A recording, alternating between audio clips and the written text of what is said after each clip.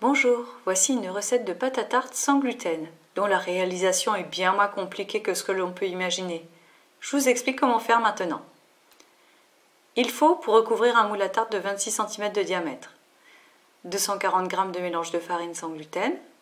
J'ai pris 80 g de farine de riz demi-complet, 80 g de farine de sarrasin et 80 g de fécule. J'ai utilisé de la maïzena. 5 cuillères à soupe d'huile d'olive, une pincée de sel, 8 à 10 centilitres d'eau bien froide. La quantité va en fait dépendre de la capacité d'absorption de la farine utilisée. Un œuf ou un faux œuf à base de graines de lin. Pour le préparer, il faut moudre une cuillère à soupe de graines de lin et mélanger à 3 cuillères à soupe d'eau. Au bout de quelques instants, on voit que ce mélange a bien gélifié. Une cuillère à café de levure ou une cuillère à café de bicarbonate de soude associée à une cuillère à soupe de vinaigre de cidre. Elle va permettre de rendre la pâte plus moelleuse. On peut aussi ajouter une cuillère à café de curcuma pour donner une belle couleur jaune à la pâte. Concernant le matériel, je vous recommande d'utiliser un robot avec un pétrisseur.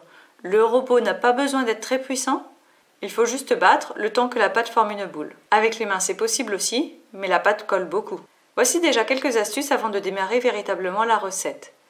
Mettez au réfrigérateur tous les ingrédients et les récipients avant de préparer la pâte.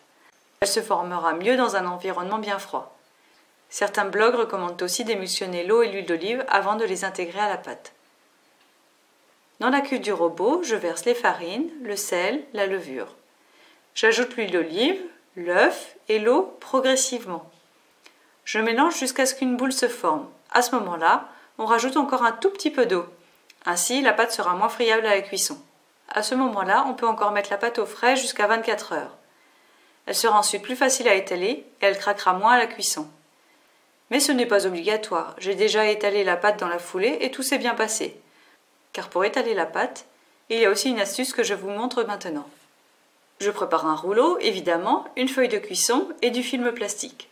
Je dépose la pâte sur la feuille de papier sulfurisé, je pose le film plastique dessus et j'étale au rouleau. C'est magique, ça fonctionne super bien. Une fois qu'elle a le bon format, il ne reste plus qu'à soulever le film plastique, qui se décolle très bien, et à déposer la feuille de cuisson dans le moule à tarte. Je pique le fond de tarte avec une fourchette.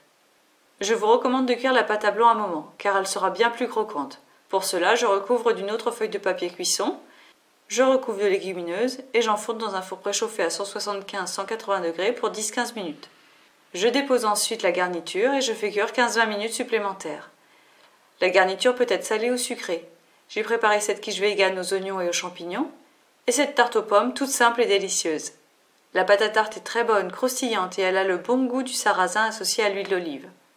Découvrez mes autres recettes sans gluten dans cette liste de lecture. Vous trouverez notamment une super recette de crackers, un gâteau aux châtaignes et aux noisettes qui est à tomber par terre et toutes les infos nécessaires pour faire du bon pain sans gluten à la maison.